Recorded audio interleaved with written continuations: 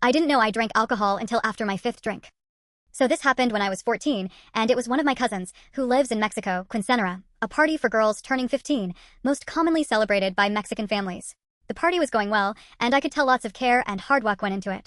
There were flashing lights, loud music directed by a DJ, extended family I've most likely seen just once in my entire life, people I didn't even know, decorations, and of course, food.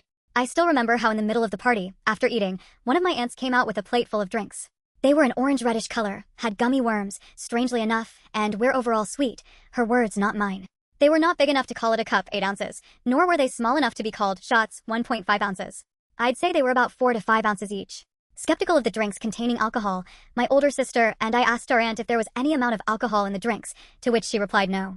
Trusting the adult that made these drinks, and who we've known our entire lives, we happily drank them. Though it felt strange drinking them. After the first drink, as you drank it, I felt it burn as it slid down my throat. It was a strange sensation, nothing I've ever felt before, but my aunt said there wasn't a hint of alcohol in them, and I took her word for it. How could I ever question her? I trusted her, and so did my family. Ignoring what I felt as I drank it and feeling guilty, I reached out for another to drink.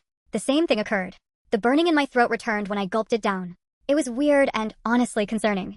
The legal age for the US is 21 years, and for Mexico, it's 18, I believe. Correct me if I'm wrong. I was nowhere near that age at the time.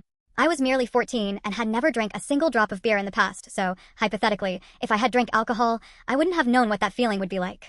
Though the more I drank, the more consistent the feeling was. It wasn't until after my fifth, reaching out for the sixth, that I tasted it. Alcohol. Straight up alcohol. Like the type you use for wounds. It tasted how that smelled. I then stupidly took a sip and huffed out a bit of my breath out to my palm. It smelled of how my dad's breath smelled after he drank beer. I sniffed the tiny cup. It smelled of punch, but when I focused enough, there it would be. The smell of faint alcohol. I quickly went to my older sister to tell her there was a high % chance the drinks did have alcohol, and our aunt lied. She said she'd go ask. She only drank one because she was full and didn't like how it tasted, then report what she'd say. Not wanting to wait, I followed suit. We got to our aunt and asked the question that had been lingering in my mind since the first sip. "Hey, aunt, is there any hint of alcohol in the drinks on the plate?" My sister asked.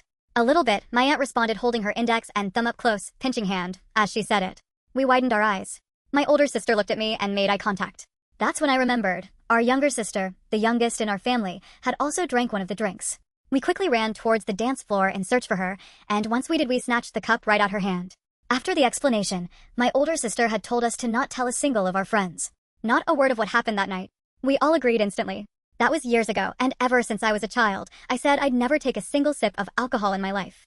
Guess that was a lie. Thanks, aunt, for making me break my vow. IG unamused face.